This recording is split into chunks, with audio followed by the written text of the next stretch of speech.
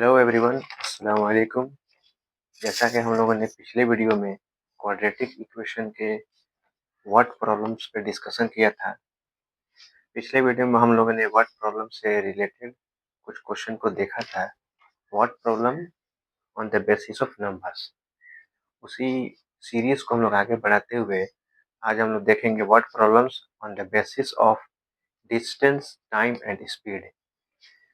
बहुत ही important section होने वाला है ये जो वर्ड प्रॉब्लम होंगे बहुत ही इम्पोर्टेंट है according to quadratic equation exam point of view. लगभग अगर 10 साल का आप प्रीवियस ईयर क्वेश्चन उठाते हैं तो हर साल किसी न किसी सेट में इस टॉपिक से आपको क्वेश्चन दिख जाते हैं। जो स्पीड होता है, डिस्टेंस होता है, टाइम होता है। आप linear equation in two variable में भी डिस्टेंस, स्पीड और टाइम पे क्वेश्चन देखे होंगे वर्ड प्रॉब्लम में, और इसमें भी देखेंगे, लेकिन दोनों में थोड़ा फर्क हो जाता है। दोनों का लेवल में भी डिफरेंस हो जाते हैं। क्वाड्रेटिक इक्वेशन के जो होते हैं word problem on the basis of speed, distance and time, वो जरा अलग होते हैं। उनका थोड़ा लेवल लीनियर इक्वेशन के कंपेयरिंग में जरा हाई होता है। तो आज उसी से रिलेटेड कुछ क्वेश्चंस को हम लोग देखेंगे। कुछ क्वेश्चन हम यहाँ सॉल्व खुद कराएंगे और कुछ क्वेश्चंस उसी के बेसिस पर आप खुद से भी करेंगे। तो इस पूरे प्रोसेस से कुछ क्वेश्चन हम कराते हैं, कुछ क्वेश्चन आप करते हैं। इस पूरे प्रोसेस से आप इस वर्ड प्रॉब्लम पे कमांड कर पाएंगे और अच्छे से एग्जामिनेशन में आप इसको टैकल कर पाएंगे। चलिए हम लोग पहले क्वेश्चन की तरफ पढ़ते हैं।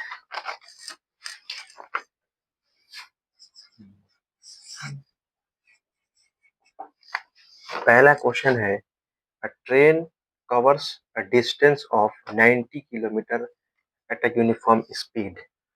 कह रहा है एक ट्रेन जो है 90 किलोमीटर डिस्टेंस को यूनिफॉर्म स्पीड पे कवर करती है। कुछ स्पीड होगी, कितना स्पीड है अभी इसका कोई जिक्र उकर नहीं है, लेकिन distance 90 kilometre 90। Had the speed been 15 kilometre per hour more, अगर स्पीड 15 किलोमीटर पर आवर ज्यादा होता, जाहिर सी बात है जब ट्रेन की स्पीड बढ़ेगी तो वो ट्रेवल करने में टाइम कम लेगा। तो कह रहा है would have taken 30 minutes less for the journey। General बात है एकदम, स्पीड बढ़ेगा तो अपने शेड्यूल टाइम से कम टाइम लेना ही पड़ेगा उसको। तो वही करेगा, अगर हम स्पीड को 15 किलोमीटर पर आवर बढ़ा देते हैं तो वो 30 मिनट्स कम समय लेता है। Find the original speed of the train. ये क्वेश्चन सीबीएसई 2006 एंड 2024, सीबीएसई 2006 2024। चलिए, late speed of train x kilometre per our. Distance कितना है भाई? डिस्टेंस दिया है 90 किलोमीटर। हम लोग जानते हैं टाइम का फॉर्मूला क्या होता है। टाइम का फॉर्मूला होता है distance upon speed, according to क्या क्वेश्चन। कह रहा है कि a train is covering 90 kilometre distance at a uniform speed. Train 90 kilometre distance को एट अ यूनिफॉर्म स्पीड पर कवर करती है। चलिए, ये 90 किलोमीटर डिस्टेंस और ये हो गया हमारा एट यूनिफॉर्म स्पीड, जिसको हम एक्स माने हैं, ये था। लेकिन कह रहा है कि अगर हम स्पीड को बढ़ा देते, डिस्टेंस उतना ही है, अगर हम डिस्टेंस वही है, स्पीड को क्या करते, बढ़ा देते, तो स्पीड एक्स है और 15 स्पीड को क्या कर दिया हमने, बढ़ाया। तो अभी जो इस वक्त जो समय लग रहा था, अभी जो लग रहा है वो क्या लगेगा, क्या बोला है 30 मिनट्स, 30 मिनट लेस। तो जब भी याद रखिएगा 30 मिनट्स, तो मिनट्स को आवर में कन्वर्ट करने के लिए 60 से डिवाइड करते हैं, ये होगा 1/2। तो 1/2। अब यहाँ एक कंसेप्ट हम ध्यान में रखेंगे। क्या कंसेप्ट ध्यान में रखेंगे, यहाँ देखिए, टाइम लेस हो रहा है, टाइम लेस होगा तो इन दोनों को क्या कर देंगे हम, सब्ट्रैक्ट। ये कंसेप्ट, वही टाइम बढ़ जाता है। किसी किसी क्वेश्चन में स्पीड घटेगा तो टाइम बढ़ेगा, जनरल सी बात है। जब हम ट्रेन की स्पीड को स्लो करेंगे तो वो टाइम ज्यादा ही लेगा, ज्यादा ही चाहिए उसको। तो जब टाइम ज्यादा होगा तो हम इन दोनों को क्या कर देंगे, ऐड कर देंगे। ये हमारा कंसेप्ट होता है, ये ध्यान में रखेंगे। तो यहाँ कह रहा है कि अगर हम स्पीड को 15 किलोमीटर पर आवर क्या करते हैं, मोर होता तो 30 मिनट्स कम लगता है, लेस हो जाता है। तो यहाँ दोनों को हम क्या कर देंगे, माइनस कर। पहली सिचुएशन और दूसरी सिचुएशन दोनों का सब्ट्रैक्शन। अब हम लोग ऐसा बहुत सारा क्वेश्चन पढ़ चुके हैं, आप लोग पढ़े हुए हैं कि इस तरह का क्वेश्चन होगा। तो सबसे पहले हम इस सिचुएशंस को, हम इस इक्वेशंस को क्वाड्रेटिक इक्वेशन के जनरल फॉर्म पे सेट करेंगे और फिर मन करे तो फैक्टराइजेशन बाय मिडिल स्प्लिटिंग या क्वाड्रेटिक फार्मूला का इस्तेमाल करके हम इसको सॉल्व करेंगे। देखिए एलसीएम लेंगे तो हो जाएगा x इंटू एक्स प्लस 15। तो ये x गया, ये हो जाएगा 90x। 90 में 15 से कर देंगे, 15 9 135, एक जीरो माइनस, ये सही है, कट गया तो बचा 90x इक्वल 1/2। 90x चला गया, ये प्लस है भाई। तो यहाँ बचा 1350 x square plus 15x equal 1/2। Cross multiply कर लेंगे तो हो जाएगा एक्स स्क्वायर प्लस 15x, ये हो जाएगा 0 10 7 2 13 हो गया। फिर यहाँ लिखते हैं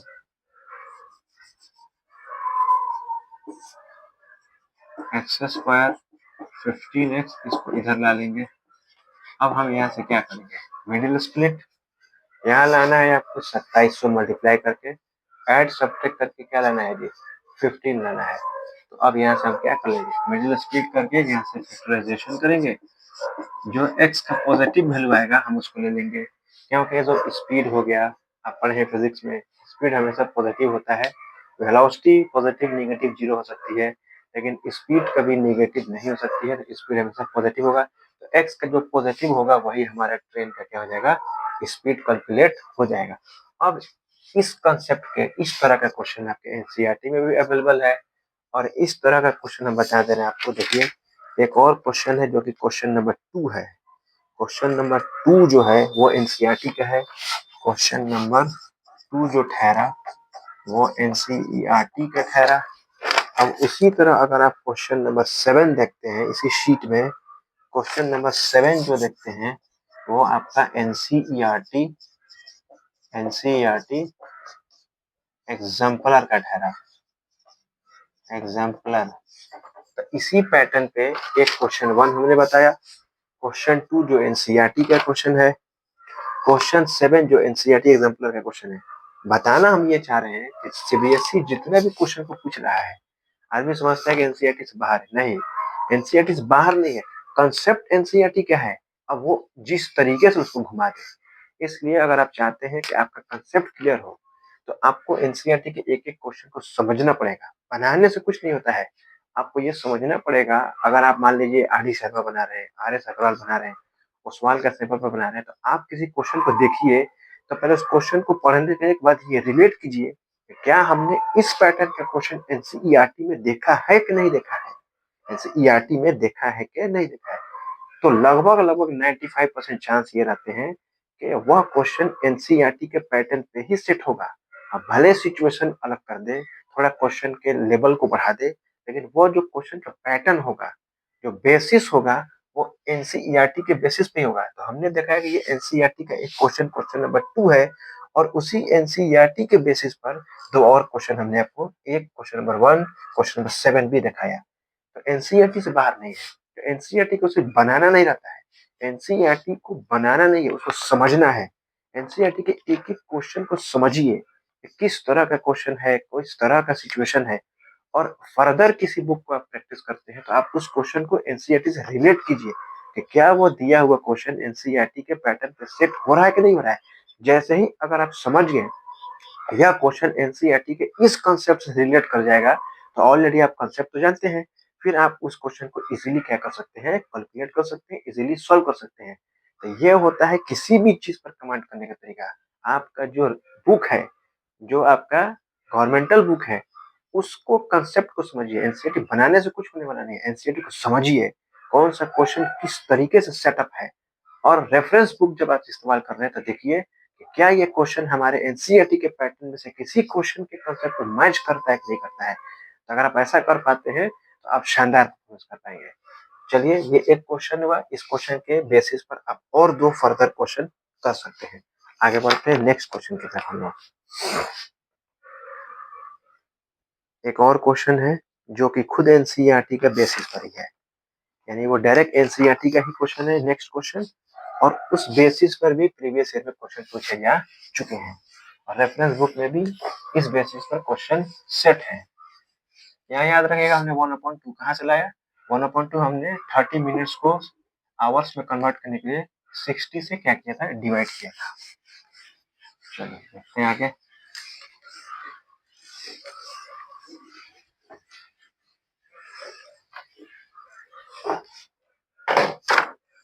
शीट के अकॉर्डिंग ये हमारा क्वेश्चन नंबर 3 हुआ और ये एनसीईआरटी का क्वेश्चन ठहरा। देखिए, सिचुएशन क्वेश्चन को सबसे पहले पढ़िए, समझिए क्या कह रहा है। जब क्वेश्चन समझ गए तो बनाने में समय नहीं लगता है, क्योंकि आप जानते हैं कैसे बनाना है। An express train takes 1 hour less than a passenger train to travel 132 kilometre between Mysore and Bangalore. कह रहा है कि मैसूर से बेंगलोर का डिस्टेंस 132 किलोमीटर है। 2 ट्रेन चल रही है, एक एक्सप्रेस ट्रेन है और एक पैसेंजर ट्रेन है। हर कोई जानता है जनरल बात का, एक्सप्रेस ट्रेन हमेशा कम समय लेता है और पैसेंजर ट्रेन हमेशा ज्यादा समय लगता है। तो वो यही बोल रहा है कि express train 132 kilometre distance travel करने के लिए पैसेंजर ट्रेन से 1 घंटा कम समय ले रहा है।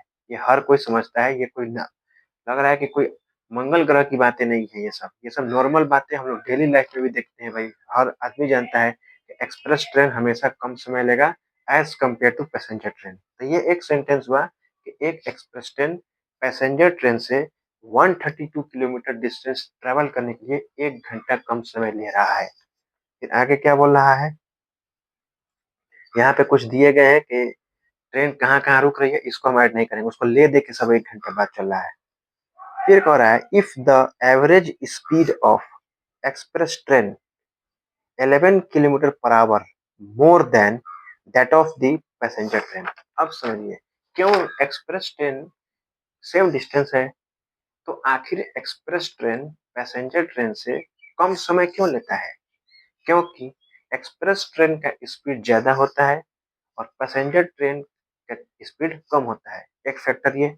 आप ये भी बोल सकते हैं कि नहीं, ये भी तो है ना, एक्सप्रेस ट्रेन कम जगह पे रुकती है और पैसेंजर ट्रेन ज्यादा जगह पे रुकती है। लेकिन क्वेश्चन में साफ बोल दिया गया है कि दोनों का जो रुकने का है, जहाँ जहाँ एक्सप्रेस ट्रेन रुकती है वहीं वहीं पैसेंजर ट्रेन भी रुकती है, ये बोला है।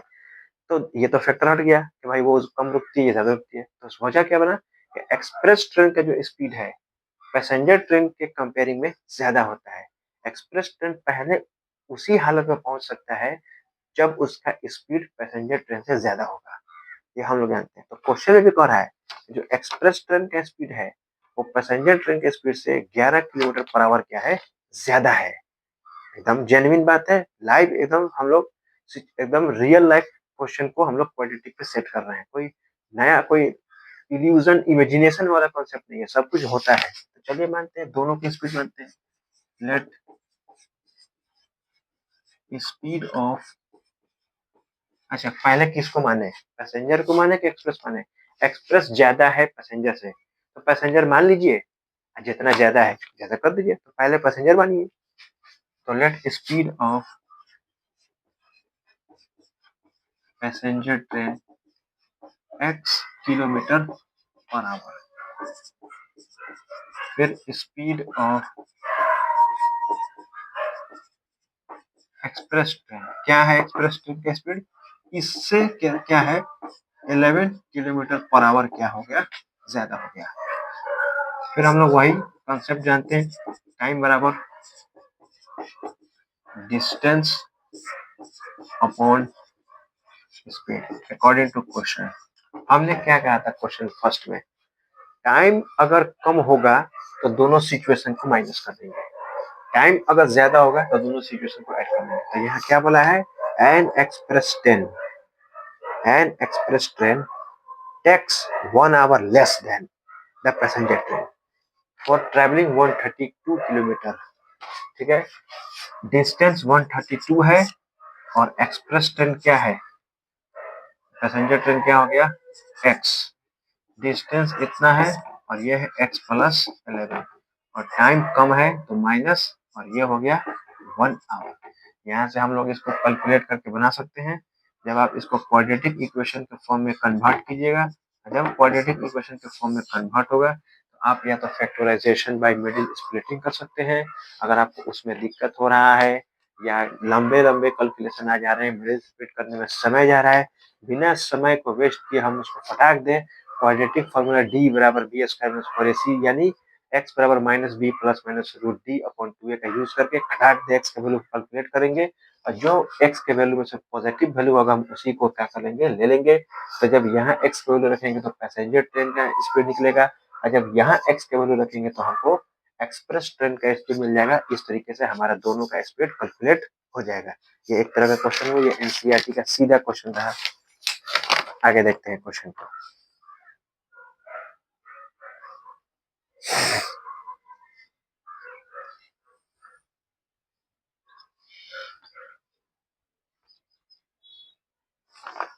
नेक्स्ट क्वेश्चन की तरफ हम बढ़ते हैं।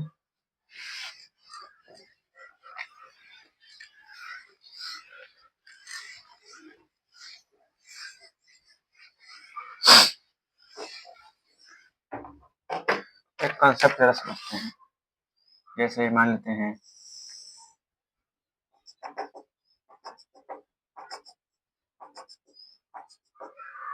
ये मान लेते हैं बोट है और ये पानी यानी स्ट्रीम हो गया, स्ट्रीम की डायरेक्शन भी इधर है और बोट की डायरेक्शन भी इधर है। एक ये सिचुएशन हुआ, ये हो गया स्ट्रीम की डायरेक्शन और ये हो गई बोट की डायरेक्शन। एक होता है अप स्ट्रीम और एक होता है डाउन स्ट्रीम। तो ये हुआ, ये ठहरा अप स्ट्रीम और ये ठहरा डाउन स्ट्रीम। अप स्ट्रीम का मतलब होता है कि पानी का डायरेक्शन, स्ट्रीम की डायरेक्शन, पानी की धार, पानी की बहाव की डायरेक्शन और उसमें जो बोट है उसकी डायरेक्शन दोनों एक ही हो। जिस तरफ पानी बह रही है उसी तरफ बोट जाए उसको बोलते हैं अप स्ट्रीम। जिस तरफ पानी जा रही है उसके अपोजिट में क्या जाए, बोट जाए। अगर आगे की तरफ पानी है तो पीछे की तरफ बोट आए, यानी पानी की डायरेक्शन और बोट की डायरेक्शन दोनों एक दूसरे के अपोजिट हो तो इसको डाउन स्ट्रीम बोलते हैं। ये समझ में आ गया। फिर तो जब अप स्ट्रीम होते हैं तो ये हो गया स्ट्रीम का स्पीड और ये हो गया बोट का स्पीड, दोनों को ऐड करते हैं। जब अप स्ट्रीम की बात होगी तो पानी का जो स्पीड होगा यानी स्ट्रीम का जो स्पीड होगा और जो बोट का स्पीड होगा दोनों को ऐड कर देंगे। लेकिन अगर डाउन स्ट्रीम है तो जो दोनों के स्पीड को हम लोग क्या कर देंगे जी, माइनस कर देंगे। दोनों को स्पीड को क्या कर देंगे, यहाँ पर हम माइनस कर देंगे और उसके अकॉर्डिंग हम क्या करेंगे, कैलकुलेशन करेंगे। एक बार क्वेश्चन को देख लेते हैं, कोई मिस्टेक ना हो।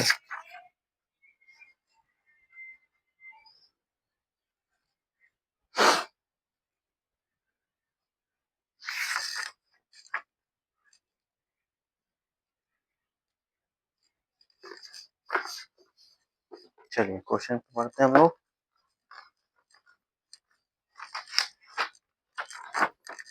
हमारे शीट के अकॉर्डिंग क्वेश्चन नंबर 4, जो कि ये हमारा सीबीएसई 2017 का क्वेश्चन रहा। कह रहा है the speed of a boat in a still water is 15 kilometre per our. चलिए बोल दिया है, बोट का स्पीड दे दिया है, स्पीड ऑफ बोट इन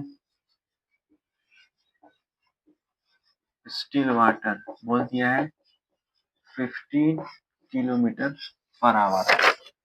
फिर बोल रहा है देखिए, if it can go 30 kilometre up stream and return down stream to the original point, जहां से चलती है, मान लीजिए यहाँ से चली है और यहाँ तक गई है, समझते हैं एक बार, यहाँ इधर समझते हैं रफ में, यहाँ से चली है और यहाँ गई है, यहाँ से यहाँ का डिस्टेंस कितना है 30 किलोमीटर। पहले अप स्ट्रीम गई है, अब डाउन, ये अप स्ट्रीम गई और ये डाउन स्ट्रीम आ रही है, जहां से गई थी फिर वही रिटर्न आ रही है। तो जाने में जितना टाइम लगा आने में जितना टाइम लगा, अब जरूरी नहीं है कि जाने में जितना टाइम लगा आने में उतना ही टाइम लगा, नहीं, यहाँ अप स्ट्रीम जा रही है आसानी से जाएगी, इधर पानी उधर बोट आसानी से चली जाएगी, यहाँ उसको दिक्कत होगा। तो जाने में जितना समय लगा और आने में जितना समय लगा, उन दोनों को मिलाकर कितना समय लगा, 4 आवर्स 30 मिनट्स समय लगा उसको, 4 आवर्स 30 मिनट्स। दोनों अप स्ट्रीम डाउन स्ट्रीम दोनों आने जाने में उसको समय लग रहा है, टाइम लग रहा है 4 आवर 30 मिनट्स। तो क्या है, find the speed of the stream. तो पानी की क्या स्पीड होगी, ये हमको क्या करना है जी, फाइंड करना है। बोल रहा है कि पानी की स्पीड क्या होगी, ये अब क्या कीजिए, फाइंड कीजिए। चलिए सबसे पहले हम निकालते हैं, लेट स्पीड ऑफ स्ट्रीम। हम बोले थे ना, दोनों के स्पीड को ऐड करते हैं और दोनों के स्पीड को सब्ट्रैक्ट करते हैं। ठीक है, बोट का स्पीड तो गिवन है ना, तो स्ट्रीम का स्पीड मालूम करेंगे ना जी, तब तो ऐड करेंगे। तो let speed of stream x kilometre per hour. अब upstream, speed of upstream कर लेते हैं। जब अप स्ट्रीम जा रही थी तो स्पीड क्या था, स्पीड ऑफ अप स्ट्रीम, ये हो गया हमारा बोट और प्लस स्ट्रीम, स्पीड है तो भाई किलोमीटर पर आवर। फिर speed of downstream, speed of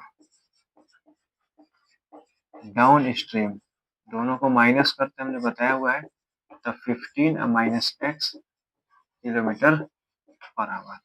according to question हम लोग जानते हैं टाइम का formula distance upon speed.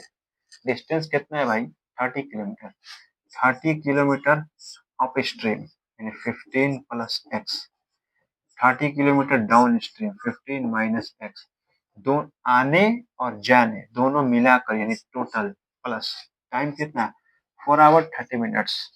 4 our 30 minutes को भी आवर में बदल देते हैं, तो ये 1/2, 2 4 जा 8 और 9, 9 अपॉन कितना आ गया 2, तो ये हो गया 9/2। फिर हम इस दिए हुए क्वेश्चन को क्वाड्रेटिक इक्वेशन में कन्वर्ट करेंगे, फिर उसको मिडिल स्प्लिटिंग करेंगे या क्वाड्रेटिक फार्मूला का इस्तेमाल करके हम x के वैल्यू को फाइंड करेंगे।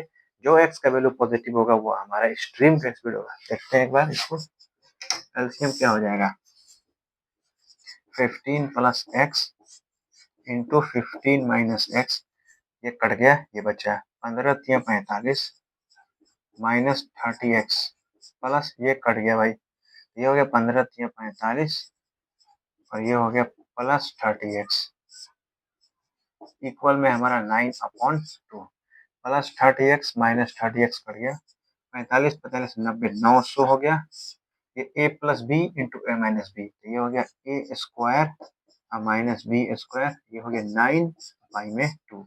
9 से ये चला गया 100 टाइम में, क्रॉस करेंगे तो क्या हो जाएगा, ये हो जाएगा 15 का स्क्वायर 275, एक बार एक स्टेप बढ़ा लेते हैं, 100/225, सॉरी 15 का स्क्वायर 225 माइनस एक्स स्क्वायर और ये हो गया 1/2। अगर हम यहाँ लिखते हैं क्रॉस करते हैं,